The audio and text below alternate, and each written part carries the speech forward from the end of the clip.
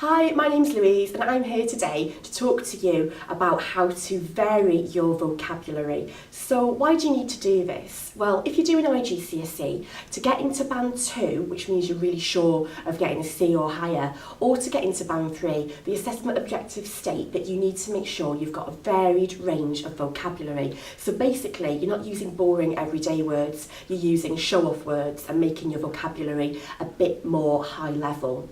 At Functional Skills at level 2, one of the assessment objectives for writing states that you also need to make sure you've got a range of appropriate vocabulary. So that's why this is really important. Okay, so how do you go about it? Well, in Functional Skills, you might be asked to write a letter about something. Say, for example, you've got to write a letter about how you want funding for a sports centre. You don't say you think the sports centre would benefit your local area. You could say it would benefit everybody in your community. And by using the word community, you've raised your game a little bit.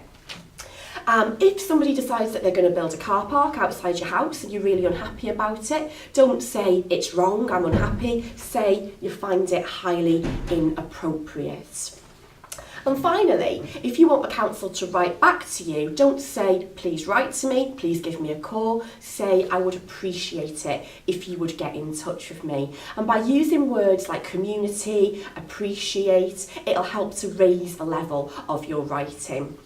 Okay, for GCSE, particularly in the descriptive writing coursework, it's really important to make a real effort with your vocabulary. So for example, if the girl's wearing a pink dress, don't just say pink, it's not pink, it's magenta. Often colour words are a really good way of showing that you can use varied vocabulary.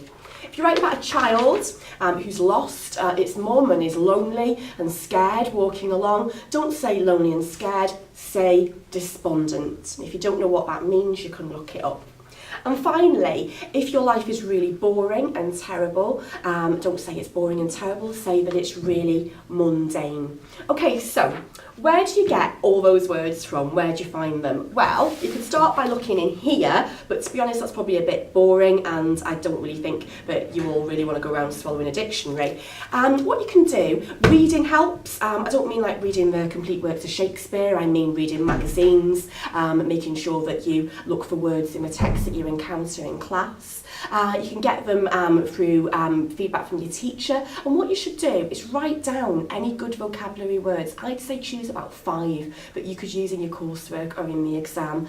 Write them down on a post-it note at the front of your folder so you see them all the time, or maybe write them down and stick it on your mirror because everybody looks in the mirror, and if you see something long enough it'll go in. Most important thing to do is to use these words in a sentence, maybe use them in your everyday speech as well.